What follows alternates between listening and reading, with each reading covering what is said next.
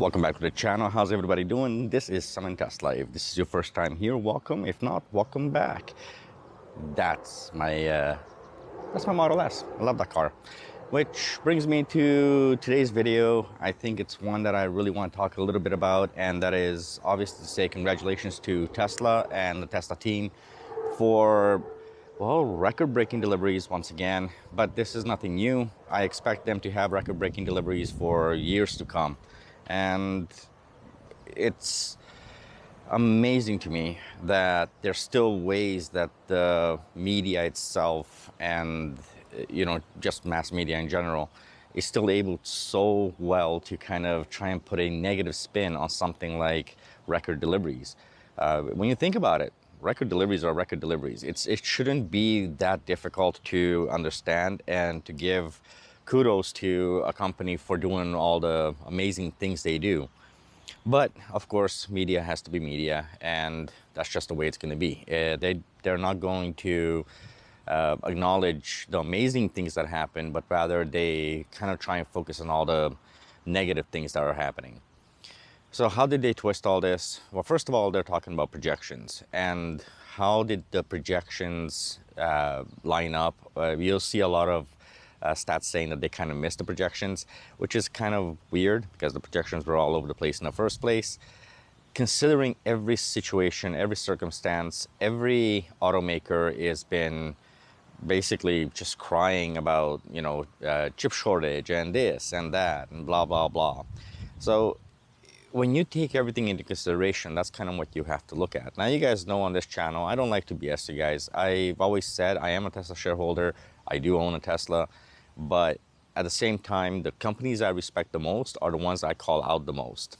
This is one of the reasons that I don't talk so much about legacy automakers. I don't have much respect for them. I haven't seen them do a lot of good things. And so I just don't talk about them. I just don't see much point in them. There are some that I think might have a future, but we'll see.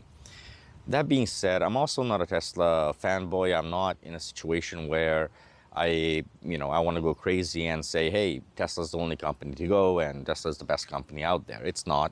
And you shouldn't even expect it to be. That being said, you have to give credit where credit is due. And what Tesla has done over the past 10 years has been absolutely astonishing. What they've done over the past year, 2 years, 3 years has been mind-blowing, to say the least. So their record deliveries, it's absolutely incredible. At 200,000 vehicles a year, for this quarter, I should say, it has been just astonishing. I'm not even sure how Tesla pulled it off. Obviously, they planned ahead enough to kind of figure out what they wanted, and they kind of went with the flow and they figured it all out. That being said, I don't want to take away anything from what Tesla has done. And so it's very difficult for me to bring up in this video, just FUD in general.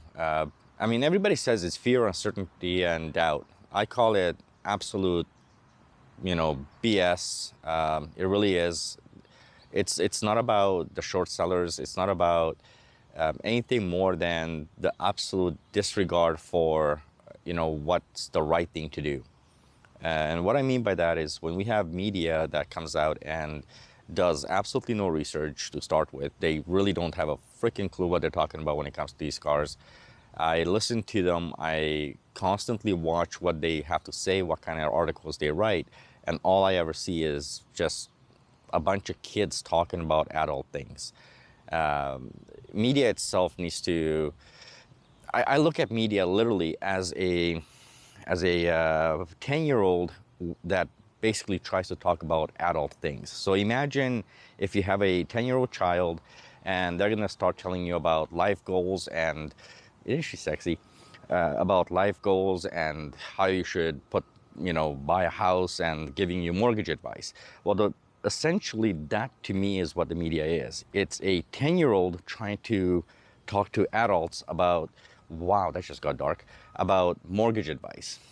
And that's kind of the biggest issue I have, I think, with media in general. They don't know enough about It's not even that they don't know, they don't care to know enough about this company, electric vehicles in general, but they don't know enough about Teslas. They haven't gotten their butts in their seats and really go out there and do their own research. This is why I tell you guys a lot of times, I keep repeating this, I keep saying, if you really want to know about Teslas, talk to genuine Tesla owners. And to a certain degree, I'll even tell you, you know what? Stay away from YouTubers. And that includes, to a degree, every YouTuber out there for a lot of your information. Find your information based on common sense. Use your head, use your brain, and pretend for 1 second that you have a brain cell and kind of use that brain cell. Even if you have a single brain cell, use that. That's what I keep telling people, because a lot of the facts, truths, and details are clear as day. But then again, not everybody's in the same boat as I am. I've owned my car for 3 years. I've driven this car. I love this car. But it doesn't go without problems. There's always going to be problems. But that's no different than any other car I've driven in my life. And if you are a long-time viewer of this channel, you know I've driven a lot of cars in my life. I'm a car guy by nature. So you as an individual, go out there and do your own research. Find the facts for yourself.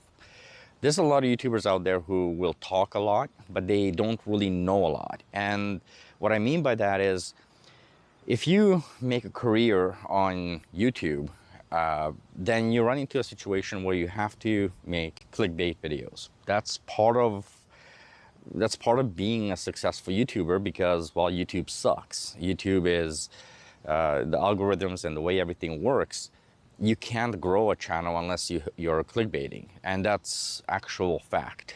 You talk to any big YouTuber, that's really the way it is. Talk to any small YouTuber, that's the way it is. Small YouTubers can't grow without some kind of clickbait. Clickbait, in my opinion, is no different than fake news. And the key reason for that, by the way, is, well, clickbaiting sucks. It's just, you never get what you actually clicked on. Point in fact, this video I talked about Q2 deliveries and how Tesla broke the record, but yet I went off topic and I kind of went off on a little bit of a rant. And this is kind of to give you guys a little bit of an idea of how this world works. Tesla itself has done an amazing thing as a company to be able to consistently, non-stop, beat records, beat actual, intelligent expectations, despite all the things that have been happening. I want you to think about everything that's been happening over the past, 2 years.